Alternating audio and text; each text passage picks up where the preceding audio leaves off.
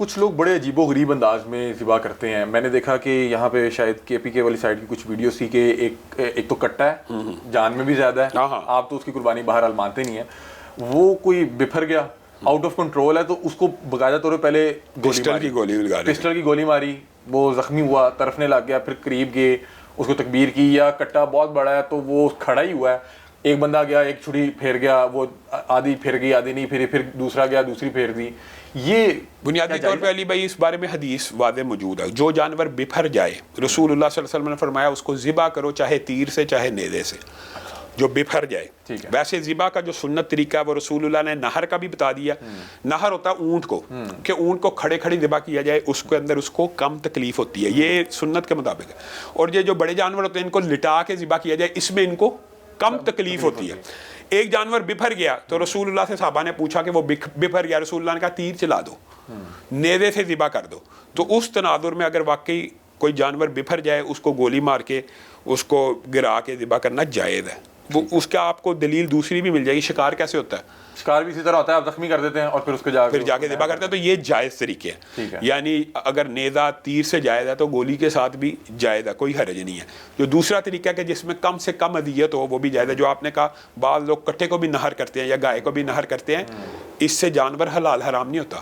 مراد تو ذبح کرنا ہے نا, خون نکالنا ہے نسوں سے, یہ جائز طریقے ہیں. اچھا, قربانی کے بعد سب سے پہلے یہ کلیجی, بلکہ ایک سوال میں یہاں پہ ایک اور ایڈ کر لوں, میرے ٹیم ممبر کی طرف سے مجھے دیا گیا تھا کہ بہت سے لوگ ہاتھ لگواتے ہیں, کسی بڑے کو بلایا کہ بھائی جان یہ ذرا برکت کے لیے چھری سے پہلے, یعنی کہ تکبیر سے پہلے چھری پہ ذرا ہاتھ لگا دیں, یا کسی جو شخص وہاں پہ موجود نہیں ہے یا وفات پا چکے اس کے نام کی قربانی کر دینا. اس حوالے سے کیا علی بھائی یہ تو آپ نے دو سوال کیے. یہ جو معاشرے کا عرف ہے نا کہ بڑے کا ہاتھ لگوا لیا, یہ کیوں ہوا یہ بھی سنیں.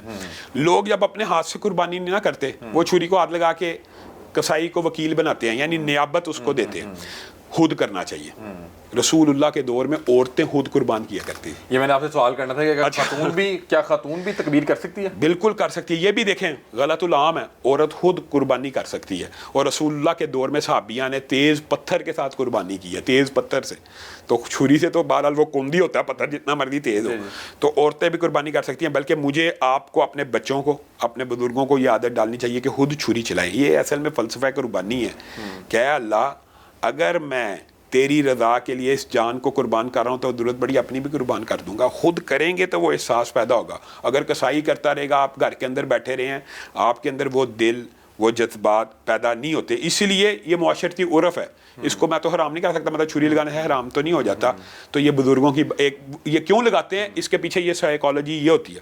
دوسری بات یہ جو آپ نے دوسرا سوال کیا, کسی ایسے شخص کے نام کی قربانی کرتے ہیں کسی ایسے پہ موجود نہیں ہے یا میت. یہ جو ہے سوال بڑا فقہی سوال ہے, اس کے اندر آپ کو پتہ بہت لمبا چوڑا اختلاف ہے. لیکن میں جس موقف کو راجح سمجھتا ہوں وہ یہ ہے کہ مالی صدقہ کسی بھی میت کی طرف سے ہو جاتا ہے. اور خود رسول اللہ صلی اللہ علیہ وسلم نے جب قربانی کی, انہوں نے کہا یہ میرے اور میرے گھر والوں کی طرف سے, اور یہ امت کی طرف سے, امت کے ان غریبوں کی طرف سے. تو مجھے بتائیں کہ رسول اللہ کے سارے گھر والے تو زندہ نہیں تھے. حضرت خدیجہ تو فوت ہو چکی تھی. مثلا اس کا مطلب ہے کہ میت کی طرف سے قربانی مالی صدقے کے طور پہ ہو سکتی ہے. تو اسی طرح اگر میں کہوں مالی صدقہ ویسے بھی یہ ہوتا ہے کہ کوئی بھی بندہ اپنے دوست کی طرف سے سبیل لگوا لے, ماں کی طرف سے لگوا لے, باپ کی طرف سے لگوا لے, تو قربانی بھی بنیادی طور پہ مالی صدقہ, بدنی عبادت نہیں ہے. تو مالی صدقے کے طور کے اوپر اگر قربانی کوئی بندہ اپنے فوت شدہ والدین کی طرف سے کرتا ہے, یہ مسئلہ ایک سمجھنے کی ضرورت ہے. کی طرف سے کرنا اور ایک ان کے لیے کرنا, ایک باریک فرق یہ ہے کہ بعض لوگ یہ سمجھتے ہیں کہ یہ جی اہل حدیث دیکھیں جی مالی صدقہ کرتے ہیں, رسول اللہ کی جانب سے بھی کر دیتے ہیں, والدین اپنے فوت شدہ والدین کی طرف سے بھی کرتے ہیں. ہم ان کی طرف سے کرتے ہیں, ان کے نام پہ نہیں کرتے. بعض لوگ قربانی جب کرنے پہ آتے ہیں تو رسول اللہ صلی اللہ علیہ وسلم یا علی حجویری جب 11ویں شریف کا دودھ بانٹا جاتا ہے, ان کے نام پہ دے دیا جاتا ہے, ان کی طرف سے نہیں دیا جاتا.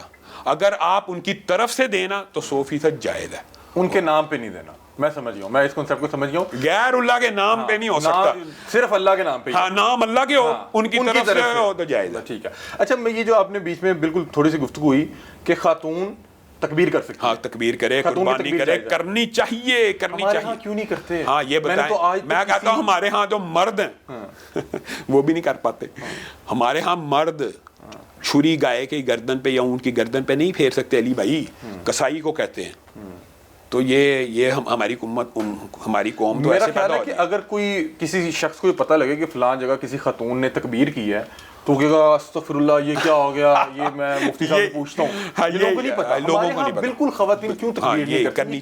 کرنی چاہیے مطلب کہ اس کو ہمیں عام کرنا چاہیے، بالکل عام کرنا چاہیے، بالکل کرنا چاہیے. اچھا ایک اور چیز مجھے بتائیں کہ اگر آپ کا جو کسائی ہے وہ تکبیر نہیں پڑھتا، ہاں یعنی بھول جاتا ہے بسم اللہ اللہ اکبر کہنا بھی، ہاں اس کے بارے میں علماء کے موقف یہی ہے کہ نسیان جو ہے نا اس امت کے اوپر معاف ہے. ایک ہے جان بوجھ کے عمدن نہ پڑھنا، ایک ہے بھول گیا تو اس کی قربانی جائز ہوگی. بھول چوک اسلام میں معاف ہے، بھول چوک معاف ہے. تو بھول چوک کے اندر وہ مسئلہ آ جائے گا کہ اس کو معاف کر دیا جائے گا. اچھا چلیں اب قربانی ہو گئی ہے تو اب ذرا کھانے کی طرف آتے ہیں کہ کیا چیز کھائی جا سکتی ہے، کیا کیا نہیں کھا سکتے. لیکن اس سے پہلے وقت ہوا ایک بریک کا، کہیں مت جائیے گا. علامہ صاحب ہمارے ساتھ موجود ہیں، گفتگو کا سلسلہ یہیں سے شروع کریں گے. ویلکم بیک ناظرین، علامہ صاحب ہمارے ساتھ موجود ہیں اور گفتگو کا سلسلہ وہیں سے شروع کرتے ہیں. علامہ صاحب قربانی ہو گئی ہے، سب سے پہلے مجھے یہ بتا دیں. اللہ قبول کر لے. آمین آمین، اللہ پاک قبول فرمائے تمام احباب جو قربانی کی نیت کر کے جو ہے جانور خریدنے جا رہے ہیں. علامہ صاحب سب سے پہلے یہ بتا دیں کہ ہمیں یہ جو بتایا جاتا ہے کہ قربانی ہو جائے تو اس کو 3 حصوں میں تقسیم کریں، ایک اپنے لیے رکھیں، ایک رشتہ داروں کے لیے رکھیں، ایک غریبوں کے لیے. اور بہت سے لوگ یہ کہتے ہیں کہ فلاں بندہ فلاں اتنے دن تک کھاتا رہا. اور کچھ لوگ یہ سمجھتے ہیں کہ صرف محرم کے چاند چڑھنے تک آپ قربانی کا گوشت کھا سکتے ہیں، اس کے بعد نہیں کھا سکتے. تو اس حوالے سے بتا دیں کہ تقسیم کس طرح سے کرنا چاہیے، کتنا کرنا چاہیے، کیا تمام گوشت بھی آپ خود رکھ سکتے ہیں، اور کب تک آپ قربانی کا گوشت کھا سکتے ہیں؟ بنیادی طور پہ علی بھائی اس میں اسلام میں کوئی قدغن نہیں ہے. ایک ہوتا ہے مستحب ہونا، سنت ہونا.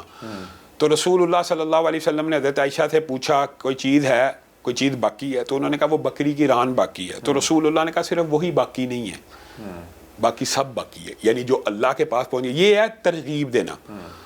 اگر قربانی بندہ کرے، اور قرآن پاک میں بھی حکم ہے کہ 22 کو کھلاؤ، فقیر کو کھلاؤ، کانے کو، موتر، یعنی سارے کا ذکر موجود ہے کہ جب آپ قربانی کرو خود بھی کھاؤ اور غریبوں کو بھی کھلاؤ. ایک ہے مستحب عمل. مستحب عمل تو یہی ہے کہ سارا اللہ کے راستے میں بانٹ دیا جائے. پھر مستحب عمل تو یہ ہے کہ کم از کم 3 حصے بنا لیے جائیں.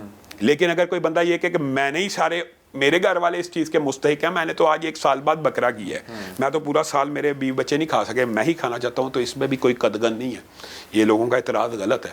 بعض لوگ سمجھتے ہیں جی پورا رکھ لیا. جائز ہونا الگ بات ہے. دیکھیں ایک ہے جائز ہونا، ایک ہے مستحب ہونا. مستحب آپ کو بتا دیا سارا صدقہ کرے، 3 کرے، میکسیمم کرے. لیکن اگر ایک بندہ پورا ہی رکھ لیتا ہے تو کیا جائز ہے؟ 100% جائز ہے. جائز ہے. آپ قربانی کرے پورا گوشت بھی گھر رکھ سکتے ہیں. رکھ سکتے. اور کب تک؟ لیکن اصل بات یہ ہے وہ قربانی کا پورا فلسفہ نہیں اس نے راحت کیا جو غریبوں. دیکھیں میں کہتا ہوں ایک بندہ ایسا غریب بھی تو ہو سکتا ہے، غریب بھی تو پیسے جوڑ کے قربانی کر سکتا ہے. اس نے پورا سال گوشت نہیں کھایا، آج وہ چاہتا ہے کہ میرے بیوی بچے کھا لیں، کچھ دن کھل کے کھائیں، تو وہ رکھ لے، اس میں اعتراض نہیں ہے. لیکن قربانی کا فلسفہ یہ ہے کہ تو پورا سال کھاتا تھا، غریب تو کھاتے نہیں، ان کو بھی تو کھلا. آج کل قربانی تو وہ لوگ کرتے ہیں جو متمول گھرانے کے ہیں، تو کم از کم ان کو تو غریب لوگوں کو بکرا جو سارا سال نہیں کھا سکتے ان کے پیٹ میں ڈالنا چاہیے. کب تک کھا سکتے ہیں؟ ہاں یہ اس کی کوئی حد، یہ بات ساری یہ باتیں غلط ہیں. اچھا پورا سال رکھنا چاہیں رکھ لیں، قربانی رکھنا چاہیں رکھ لیں. یہ مذاق تو بنا ہوا جی 6 مہینے بعد فریج سے نکلا. جائز ہونا ایک الگ بات ہے، مستحب ہونا، کرنا کیا چاہیے وہ دیکھیں. ایک ہوتا ہے ترغیب، اور کرنا یہ چاہیے. وہ ہم بھی کہیں گے یار 1 دن میں ختم کر لو، 2 دن میں. لیکن اگر کوئی بندہ کہ فریج میں پڑا 6 مہینے سے تو حرام ہو گیا، کوئی حرام نہیں ہوتا. محرم کا چاند آ جائے، سفر کا آ جائے، کوئی حرام نہیں ہوتا.